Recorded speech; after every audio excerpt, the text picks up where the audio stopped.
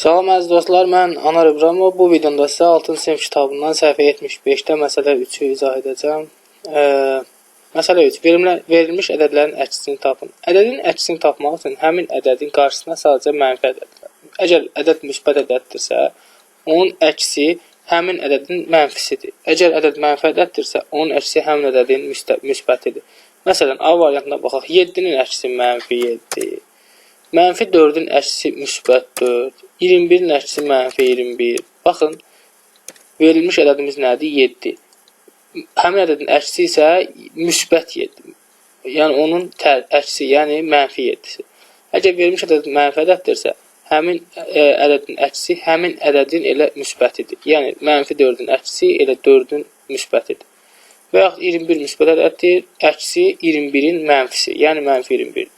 Və s. B variantında eyni olduğu kimi. Baxın, mənfi 200-ün əksi müsbət 200-dür, mənfi 1-in əksi müsbət 1-dir, 678-in əksi mənfi 678-dir, mənfi 8756-nın əksi müsbət 8756-dır, mənfi 9086-nın əksi müsbət 9086-nın əksi mənfi 9086, 72-nin əksi mənfi 72-dir, mənfi 45-in əksi isə müsbət 45-dir. Sadəcə 45 yazır, yəni üstəgəl 45 bu şəkildə yazılmır.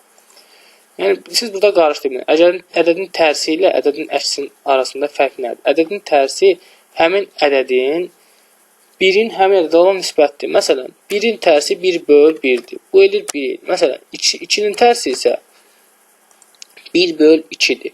Yəni, 2-nin tərsi 1 böl 2 və yaxud 3-ün tərsi 1 böl 3 və yaxud 4-də 1-in tərsi 1 böl 4-də 1. O deyilir 1 vur 4, yəni 4-dür və s.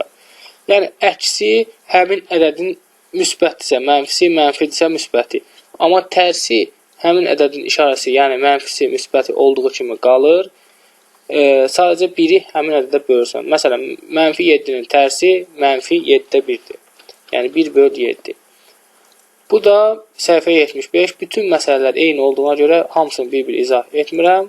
Bu videomda bu qədər. Növbəti videoda mən növbəti səhifələri izah edəcəm. Hələlik.